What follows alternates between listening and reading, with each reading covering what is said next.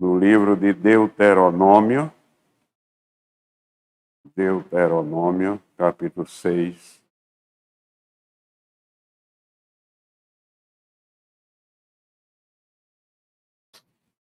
Versículo 12. Deuteronômio, capítulo 6, versículo 12.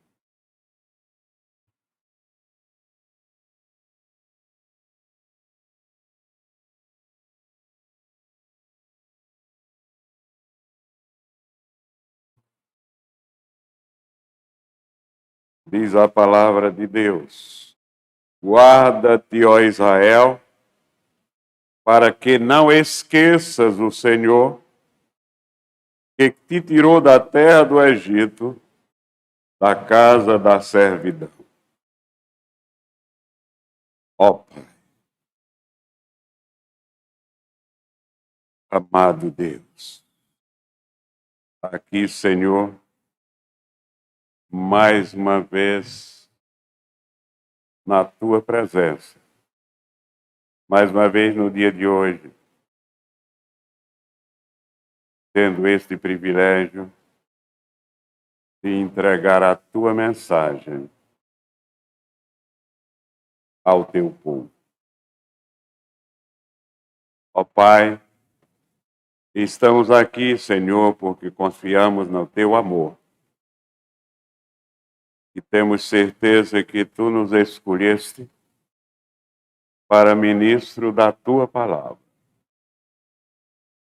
Mas sabemos também, Senhor, que dependemos totalmente de Ti. E isso nos dá segurança,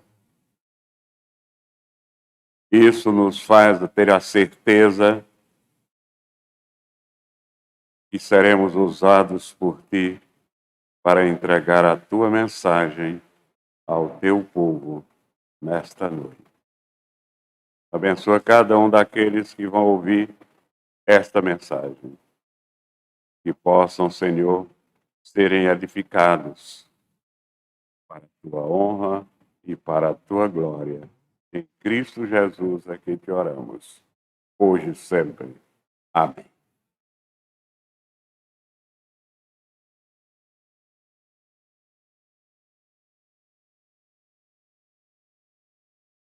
Este para nós foi um grandiosíssimo acontecimento na história.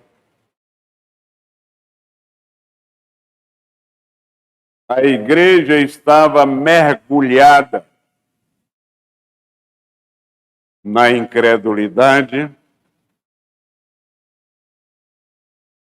e no desrespeito à palavra de Deus. Caminharam o caminho e chegaram à escuridão.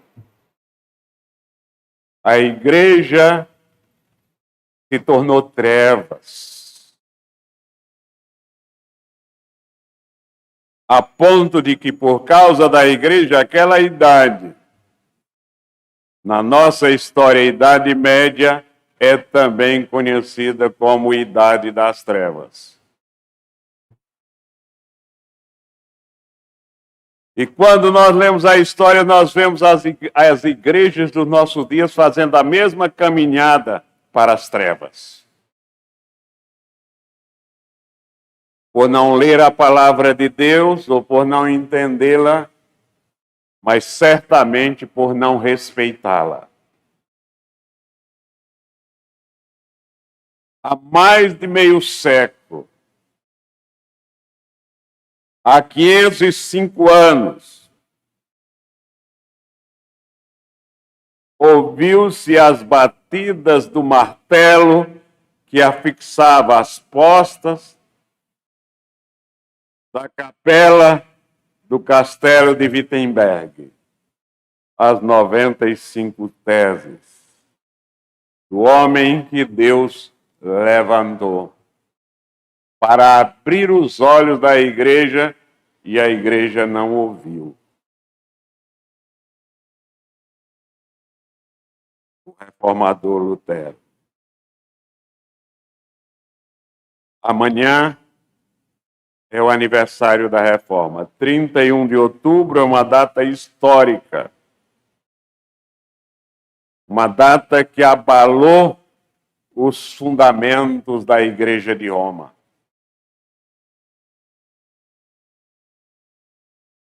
É o dia em que nós, seguidores de nosso Senhor Jesus Cristo, fomos libertados pela segunda vez. A primeira vez foi Cristo na cruz do Calvário, e comprou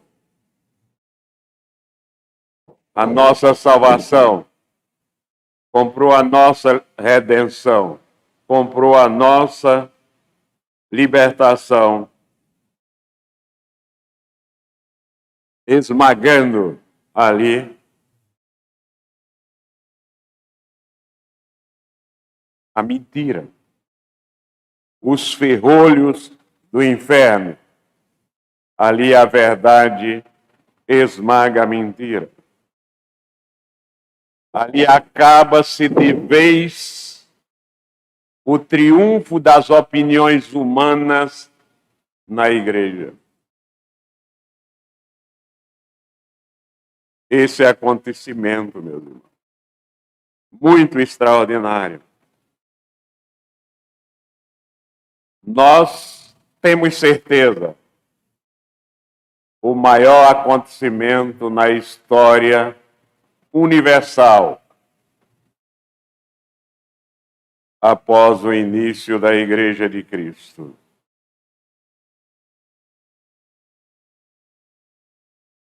E como agora, hoje à noite, na véspera do aniversário da Reforma, nós queremos fazer jus a esse grande acontecimento, como mensageiro de Deus escolhido para trazer a sua mensagem nesta noite, orientado pelo Espírito Santo, escolhemos esse versículo da palavra de Deus, porque nós começamos a comparar a história da igreja antes de Cristo e a história da igreja depois de Cristo. A história da igreja do Velho Testamento e a história da igreja do Novo Testamento. E então, meus irmãos, acho que esse texto, este versículo, tem tudo a ver com essas duas histórias, que é uma história só. Uma história dividida em duas etapas. Guarda-te, ó Israel, para que não esqueças o Senhor, que te tirou da terra do Egito, da casa da servidão. Nós não devemos esquecer, meus irmãos, nunca, o dia em que Cristo nos libertou e nós começamos a entender exatamente que Ele é o caminho para o céu. Aqui nós podíamos dizer: guarda-te, ó Igreja Presbiteriana em Bairro Novo. Guarda-te, ó Presbitério Litoral Norte de Pernambuco. Guarda-te, Sínodo de Pernambuco. Guarda-te, Igreja Presbiteriana do Brasil. Porque o Senhor, nosso Deus, nos libertou do domínio de Roma, usando o seu servo Lutero, da casa da servidão.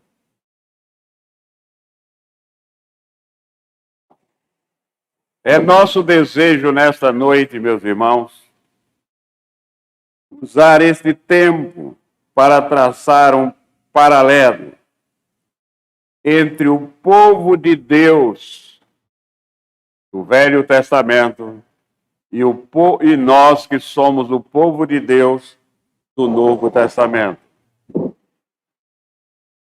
Todos nós sabemos, já vimos muitos filmes, e graças a Deus nós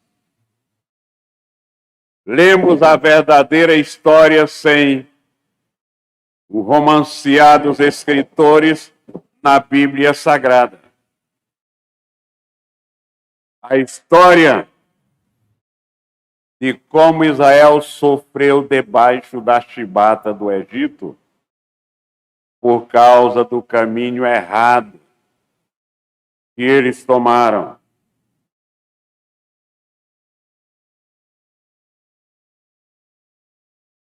O povo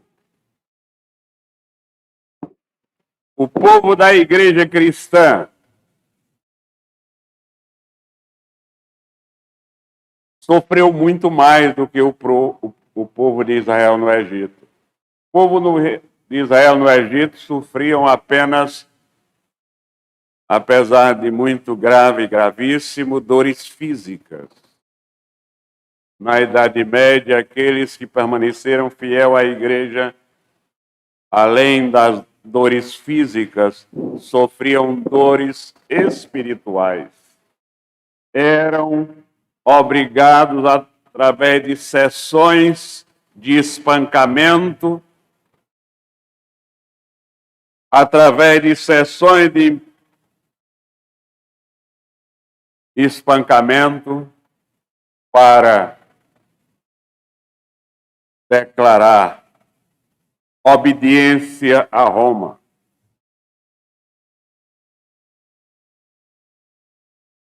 Meus irmãos, olhando para esse povo, o povo da Idade Média, veremos que sofria muito mais do que os israelitas. Eles sofriam inquisições sobre a sua fé. Eles eram obrigados a se submeter às mais diversas recomendações eclesiásticas.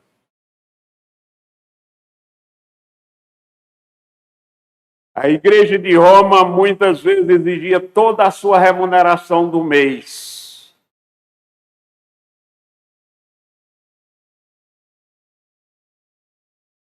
E esse povo vivia debaixo de uma escravidão espiritual. Cristo e o seu evangelho foram substituídos por romarias. Foram substituídos pelas indulgências. Foram substituídos pelas relíquias. E quem, porventura, não quisesse se submeter aos ditames desta infame igreja, cairia nas mãos da Inquisição.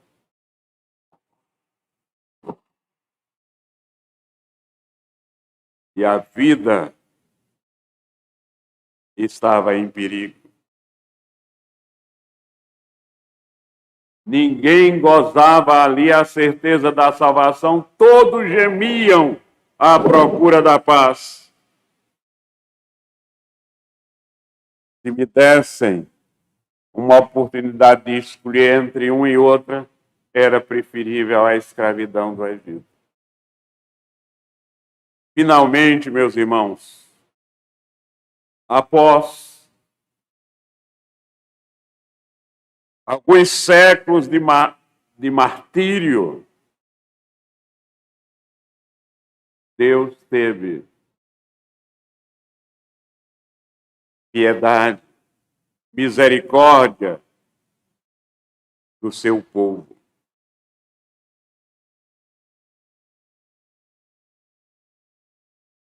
E escolheu um homem como instrumento nas suas mãos.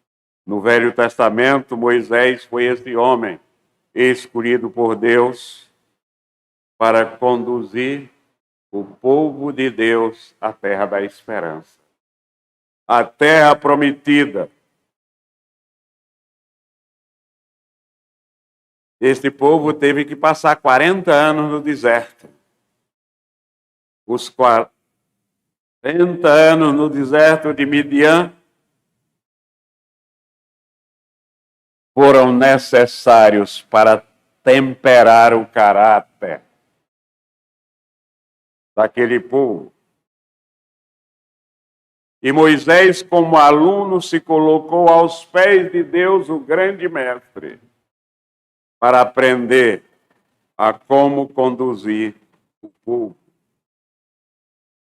para aprender como enfrentar o grande inimigo e sair vitorioso. Lutero teve também um preparo.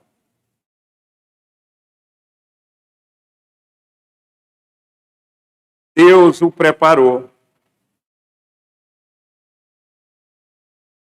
Deus criou as circunstâncias para que Lutero saísse da universidade e fosse para o mosteiro. Mosteiro que serviu de refúgio para ele estudar mais detidamente a palavra de Deus. Mosteiro que era propriedade do grande inimigo da igreja, que era o clero de Roma. Por vários anos, Lutero ali foi moldado por Deus. Hoje de manhã nós estávamos falando, na nossa oração, e depois nós falamos que Deus tem um propósito para mim. Deus tem um propósito para você. Muitas vezes nós não sabemos qual é o propósito que Deus tem para nós. Deus tinha um propósito para Lutero. E Lutero não sabia qual era o propósito. Lutero entendeu que a igreja estava se afastando da palavra de Deus.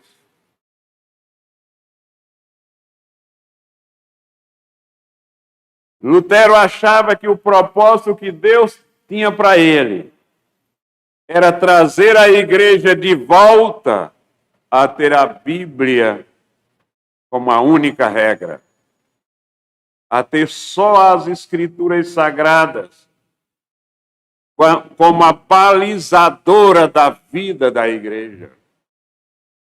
Mas Lutero não queria fazer a reforma protestante como ela foi feita. Ele queria que a igreja mudasse.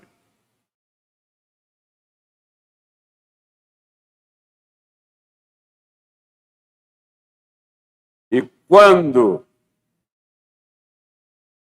Deus sabia que a igreja não mudaria, então Deus começa a preparar. E desperta aquele servo dele, Lutero, servo fiel, crente, e mostrou a Lutero na quietude daquele mosteiro a boa nova do seu Salvador, que ele devia contundentemente divulgar no seio da igreja. Dali em diante, não haveria potestade que não caísse diante do poder.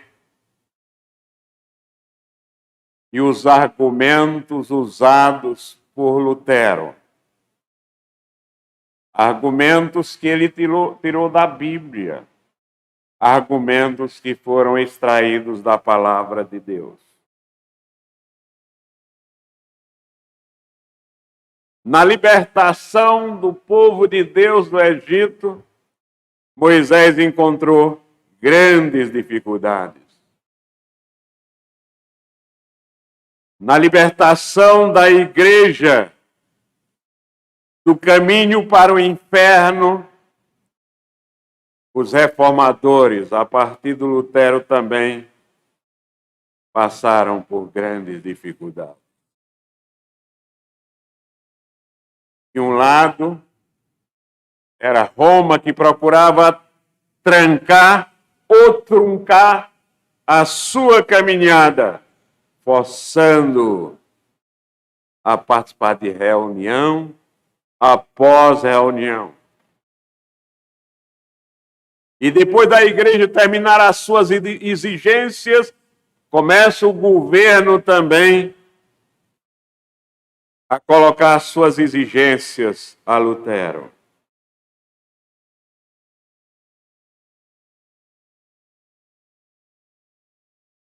Mas Deus era o escudo, assim como Deus era o escudo de Israel e de Moisés, Deus era o escudo de Lutero. E por isso, apesar de todas as dificuldades, apesar de humanamente ser impossível achar que Lutero sairia vitorioso e não cairia do mesmo jeito que caíram os pré-reformadores, e não foi queimado nas fogueiras da Inquisição da Igreja Católica,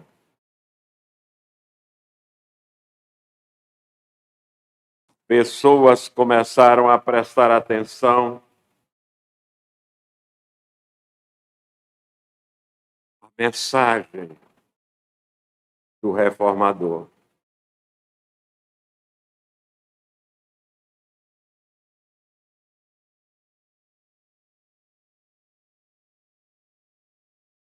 O guarda-te, ó Israel, o guarda-te, povo de Deus, proferido há milênios,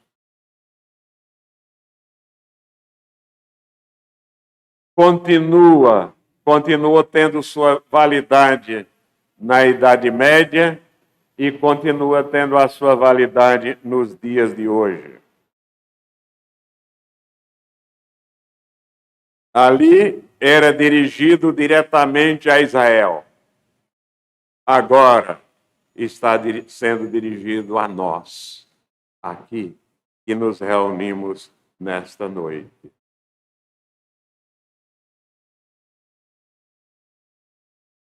Bem mais tarde, depois de 40 anos no deserto,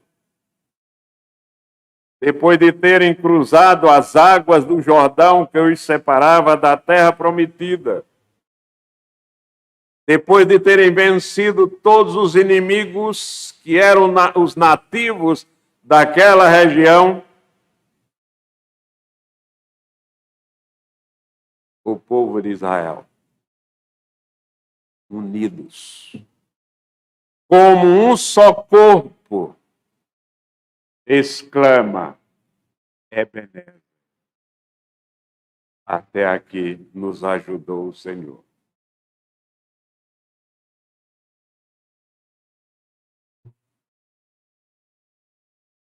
Ora, meus irmãos, é verdade,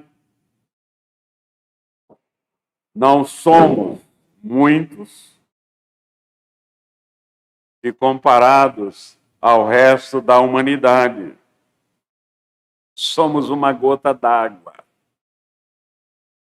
Mas nós somos sal.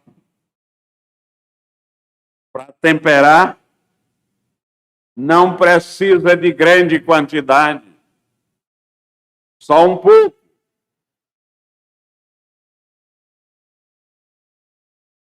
O que nós precisamos é o que estamos sendo alertados aqui, é não nos esquecer de Deus.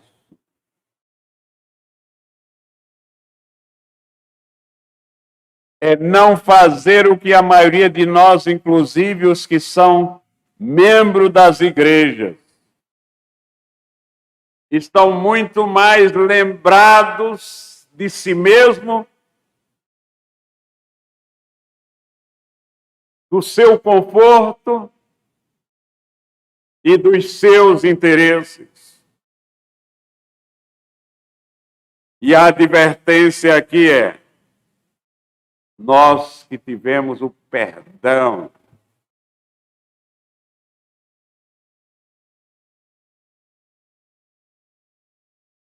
devemos segurar o pendão do Evangelho. Devemos segurar a bandeira do Evangelho eterno. Então, que nós possamos